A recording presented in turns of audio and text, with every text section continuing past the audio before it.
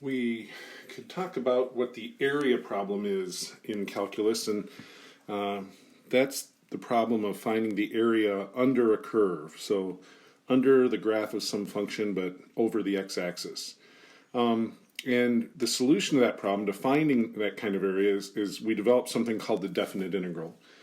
And so the general procedure is we try to find the area under a curve by dividing the area into a bunch of smaller areas. And we'll say, let's say we have n of them. And so we've got area 1, area 2, area 3, and so on up until area n. And we can say area I is just a typical value. So I is any number between 1 and n. It could take on any of these values. Each area then, for area 1, if I'm trying to find the area under the curve from, say, A to B, so A is all the way on the left, B is all the way on the right, I could look at each of those values along the x-axis as different x-coordinates, and I could number them this way. So the first x-coordinate all the way over on the left, I'm going to call x sub 0. And then where area 1 ends, that's going to be x sub 1. Where area 2 ends will be x sub 2. Where area 3 ends will be x sub 3, and so on. So area I would end at x sub I, right? See how these numbers line up. And then the value right before I would be I minus 1. So that's why we get those values. And then the very last area, area n, would end at x sub n. That's my value b. And the one right before that would be x sub n minus 1. Also, I would have these values of delta x here, right? That's the width of each of those little sub-intervals. So to find the area under the curve, I would add up all these areas. Area 1, area 2, area 3. Eventually I'd get to area I, that's that typical area. And then area n is the very last area. And remember this idea of sigma notation we could use to represent a sum.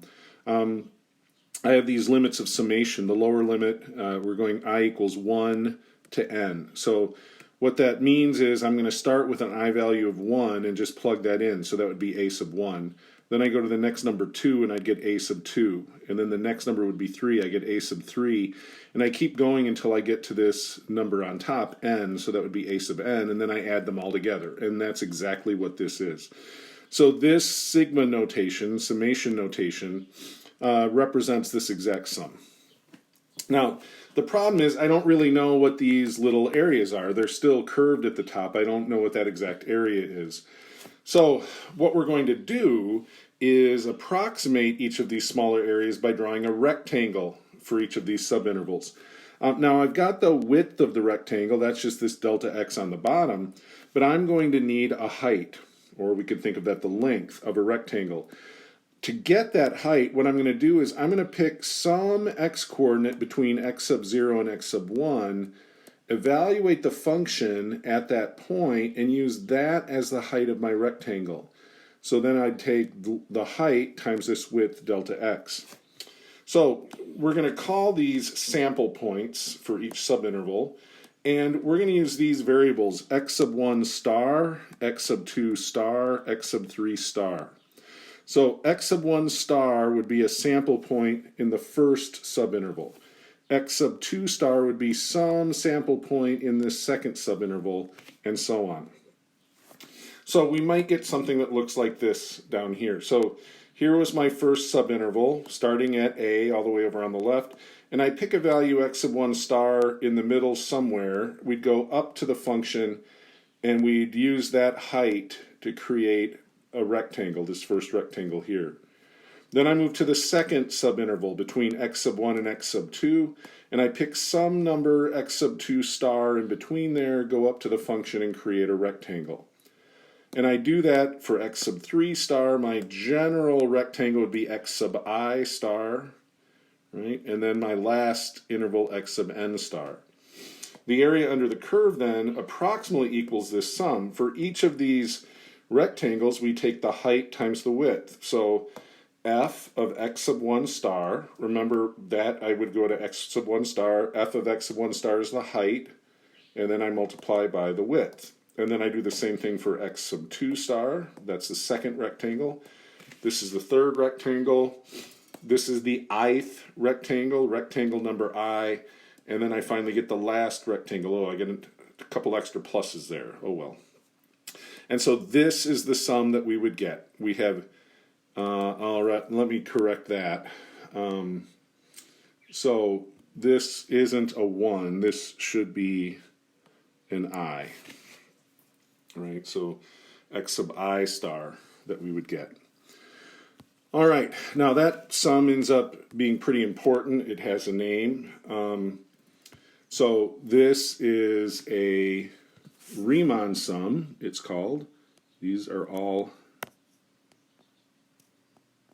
I's. Typo there.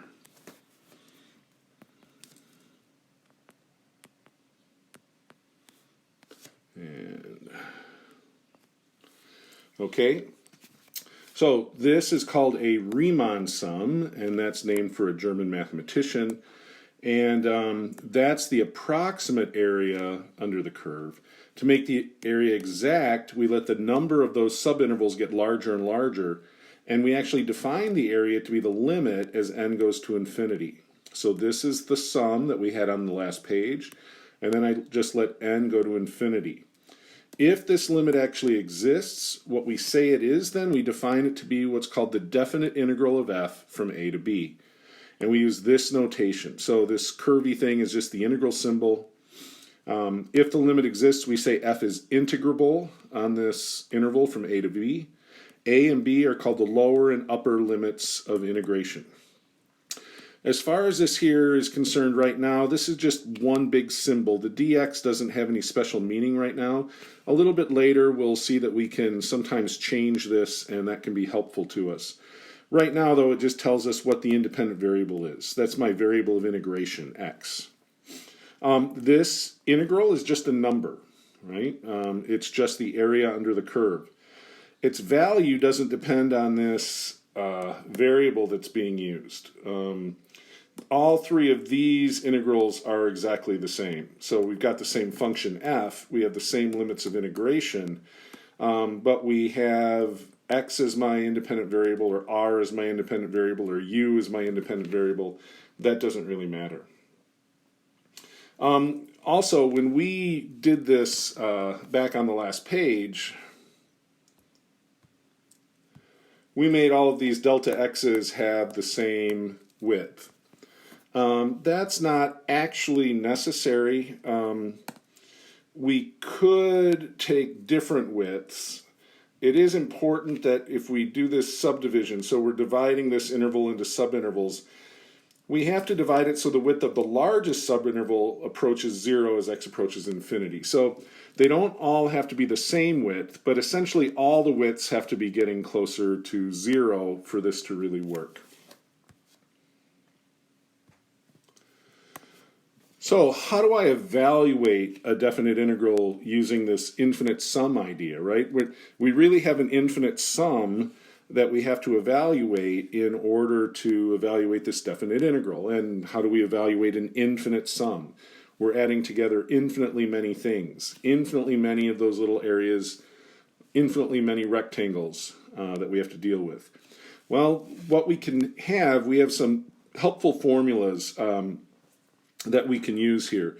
If I have the sum as I goes from 1 to n of I, so I would be 1, and then 2, and then 3, and then 4, up to n. So I'd get 1 plus 2 plus 3 plus 4 plus 5 plus dot dot dot all the way to n.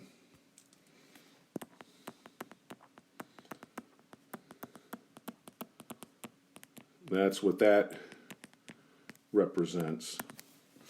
It turns out that's just equal to n times n plus 1 all over 2. If I do the same thing with I squared, so that would be 1 squared plus 2 squared plus 3 squared all the way up to n squared, I get this formula, and this would be the cubes. There are formulas for larger powers. We're not really going to deal with all of those. In fact, We're not going to do a whole lot with this, but these are some formulas that are going to be useful. Just to see how this works, let's consider this sum. So 1 plus 2 plus 3 all the way up to 10. So that's the sum as I goes from 1 to 10 of I, right? So I would be 1, then I would be 2, then I would be 3, up to I equals 10, and then I just add them all together. Now, we don't need a formula to add this up. If we add these up just individually, we end up getting 55. You can check that out, right? Just add up these 10 numbers either in your head, one by one, or with a calculator. What we can do though, instead of this sum, that's this form right here, we can use this formula. So n times n plus 1 over 2. My n is what I have here at the top, right? So n is 10. And so that's where I get these values here, right? That's just my value of n there. So I just plug in 10 at 10 plus 1 over 2, and that ends up being 55 as well. These results also can be useful when we're evaluating infinite sums. These are all relatively easy to see if you think about it. This sum as I goes from 1 to n of c, well, c doesn't depend on I. C is a constant here. So this would just be c. If I let I equal 1, I get c. If I let I equal 2, I get c. If I let I equal 3, I get c. And so on all the way until I get to I equals n and I get c. Well, what we have here, we would have n terms added together, right? So this is n equals 1, n equals 2, n equals 3, all the way to n equals n. And so if I have c added together n times, that's where I get c times n. In this, again, c is a constant. There's no I here. If I have something without I can pull it in front of the sum. That's really just saying, you know, if I have CA1 plus CA2 plus CA3 and so on, well, this C is just a common factor then. And so I can pull out the C's. I can pull out the C once and factor it. And that's what this is saying here. It's the same as just adding all the A's together and having a C on the outside. And finally, this says if I have terms that are added or subtracted, I could break that up and I could add all the A's together and then add all the B's together and then either add or subtract them depending on what that sign is in the middle. So these are formulas we're gonna refer to when I'm doing one of these actual problems. Let's see, so page 4. So how am I going to evaluate one of these definite integrals? Now, we said we had to choose a sample point, x sub I star. We could actually choose any point in this subinterval to be x sub I star. However, if we're just trying to calculate this infinite sum and calculate the definite integral, we can always make these choices, and they come up pretty well. We make all the delta x's the same. So delta x, I take b minus a over n. Remember, a is where my interval starts, b is where my interval ends. So I would just take the distance, the whole length of the interval, b minus a, and I divide by the n rectangles that I want.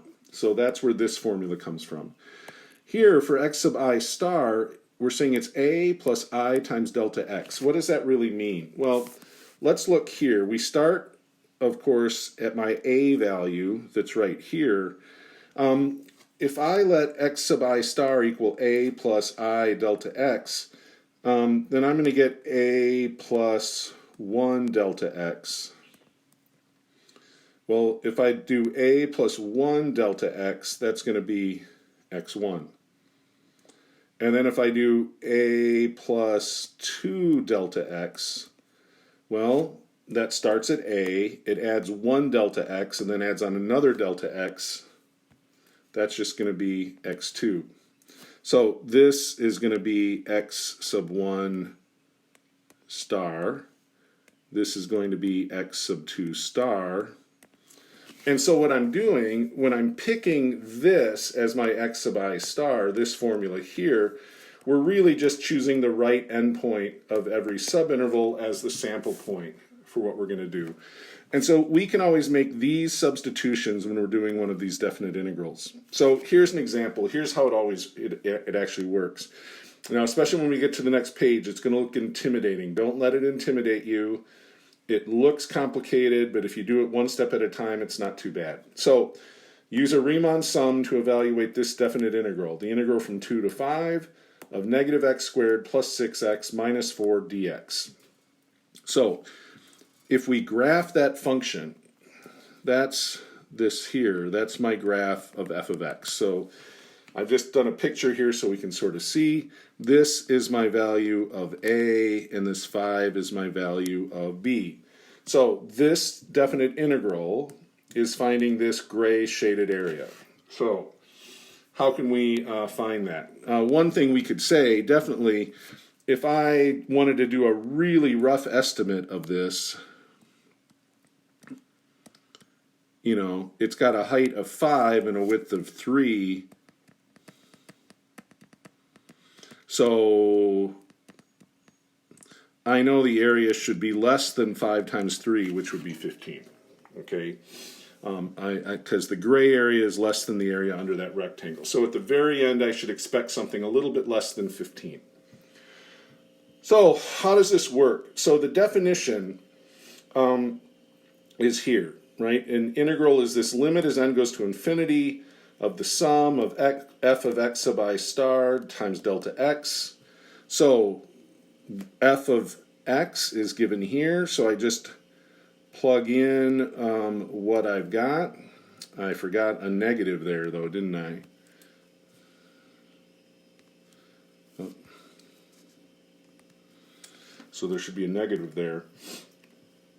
All right, so negative x squared would be negative x sub I squared. Oh, that's not, well,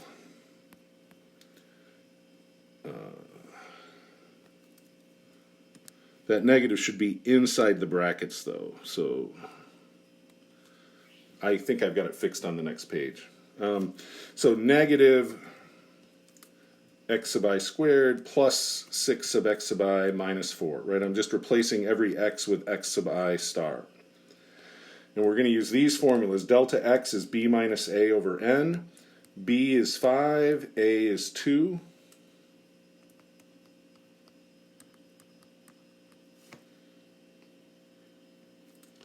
So 5 minus 2 over n would be 3 over n. And x sub I star would be a plus I times delta x. So a again is 2. Delta x we just found is 3 over n. So my x sub I star is going to be 2 plus 3i over n. So delta x is 3 over n. X sub I star is 2 plus 3i over n. Now, don't get freaked out when I go to this page. Woo! Look, it's awful. Okay. So, yes, I forgot my negative again here, but I included it over here. So, I got it where it counts. So, again, we're going to substitute delta x is 3 over n, x sub I star is 2 plus 3i over n. So, instead of x sub I star, I put this 2 plus 3i over n in place of it, right? So, negative x sub I star, negative, this is x sub I star squared. Plus 6 times x sub I star minus 4, and then times delta x, so I get a 3 over n over here. Now, it's just algebra through the middle of the page, okay? So I've got this negative on the outside. I'm going to have to square this, so I have to have it twice. So 2 times 2 is 4, but that would then, the negative would make it negative 4. 2 times 3i over n, well, 2 over 1. 2 times 3i would be 6i over n, and it would be positive, but then the negative on the outside makes it negative. When I do inner, I get the same thing, and when I do last, 3i times 3i is 9i squared, n times n is n squared. It would be positive, but the negative on the outside makes it negative. Here I just distribute. 6 times 2 is 12. 6 times 3i is 18i, the n goes along for the ride. I still get the minus 4, and then I get times 3 over n. Here I'm just combining like terms. So I've got that's my only stuff involving I squared. So, and it's negative, so that's this negative 9i squared over n squared. Here I've got negative 6i over n, negative 6i over n, and positive 18i over n. So negative 12 plus 18, that's this positive 6i over n. And then I've got just the constants up here. I've got negative 4, and positive 12. So that's just this plus 4. And I still have this 3 over n on the outside. So now I'm going to distribute that 3 over n in. 3 times 9 is 27. N times n squared is n cubed. 3 times 6i is 18i. N times n is n squared. And then this is 4 over 1, so I just get 12 over n. So this is a sum. There are 3 terms here. I can break that apart to 3 separate sums. I can just add up all of these, add up all of these, add up all of these. So that's what we get here. And now the really important part is anything not involving an I is a constant as far as this sum is concerned. This says I'm letting I go from 1 to n. So I is 1, then I is 2, then I is 3, then I is 4. That value changes. This stuff, every single term is going to get multiplied by it, so it's a common factor. So I can factor it out. And if I factor that out, I'm left with just I squared. I factor this stuff out, and I'm left with just I, and I factor out the 1 over n, and I'm left with just 12. Okay? Now, I'm going to use those summation formulas that we had on the other page. So, we've got this limit right here. This is where we started. That was up here. And again, I really need to fix this. That should be a negative in there, but I didn't make the mistake all the way through the rest of the problem. This is what we got right up here. So I've just repeated that. Now, what's the sum of I squared? That's on that previous page. That's just n times n plus 1 times 2n plus 1, all over 6. What's the sum of I? That's just n times n plus 1 over 2. And if I'm adding, I goes from 1 to n of 12, that's 12 plus 12 plus 12 plus 12 n times, so that's just 12 over n. Okay, so this stuff just carried over, right? So I've got that stuff there, that stuff there, that stuff there, and then this other part, those are the summation formulas that we had on the other page. So now this just becomes algebra again. I need to multiply all this out. So I'd multiply maybe these two together and then multiply by n, or I multiply n into the first set of parentheses and then do FOIL. If you work that out, this is what you should get in the top. N times n plus 1, we just distribute. Here the n's cancel out. So now here I've got this negative 27 over n cubed. I need to distribute that to all those terms, n cubed times 6. So it's over 6 every time. So I get negative 27 times 2 is negative 54. The n cubed goes along for the ride, and I get 6n cubed in the bottom. Negative 27 times 3n squared is negative 81n squared. And again, I get 6n cubed in the bottom.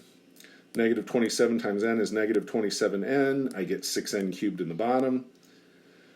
Same thing here. 18 times n squared over 2n squared. 18 times n over 2n squared, and then my 12.